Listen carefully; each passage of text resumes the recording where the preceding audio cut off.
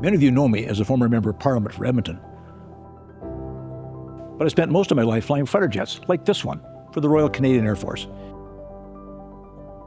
Aviation has been good to me, and aviation has been good to Edmonton. Almost 100 years ago, Wap May and his fellow bush pilots pushed this city to open the first licensed airport. They proved that aviation could be a lifeline to distant communities plagued by isolation and extreme weather. The work was grueling, often dangerous, but they persevered. Aircraft technology improved. Entrepreneurs like Grant McConaughey built the first real airlines. Edmonton, gateway to the north, saw its economy flourish with its new ability to move people and resources. World War II, the skies above Edmonton filled with airplanes, training Allied air crews, securing northern Canada and Alaska from attack, ferrying thousands of aircraft to the Russian front. So many airplanes were landing and taking off, it was chaos. The first air traffic control system was born. Those airplanes also needed fueling and repairs. Thousands of women answered the call, entering the trades for the first time ever. After the war, the aviation boom continued. It helped expand a burgeoning resource sector and meet the growing demand for passenger travel.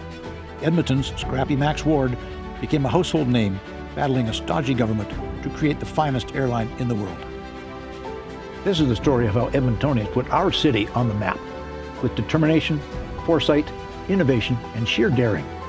For 3 decades, the Alberta Aviation Museum has worked to pay tribute to these local heroes and display their airplanes and artifacts.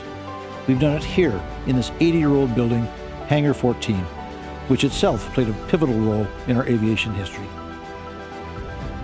But we are more than a museum. We are a classroom teaching thousands of grade 6 students the science of flight. Our modern flight simulator lab puts kids in the pilot seat to experience the wonder of flight firsthand. Our day programs and summer camps help spark the imaginations of younger children. We are also home to hundreds of Air and Army cadets. Their training prepares them for future leadership roles in our city. And we are a community space where local nonprofits can raise funds to continue their vital work. Recently, this old building has come under threat. The city decided it was too expensive to maintain. Council voted to sell Hangar 14. We couldn't let that happen. We've convinced the city to sell Hangar 14 to us. It won't be easy. We'll need to raise money for maintenance and important upgrades. But if we all work together, we can make this happen. Keep our history in flight. Support the Alberta Aviation Museum.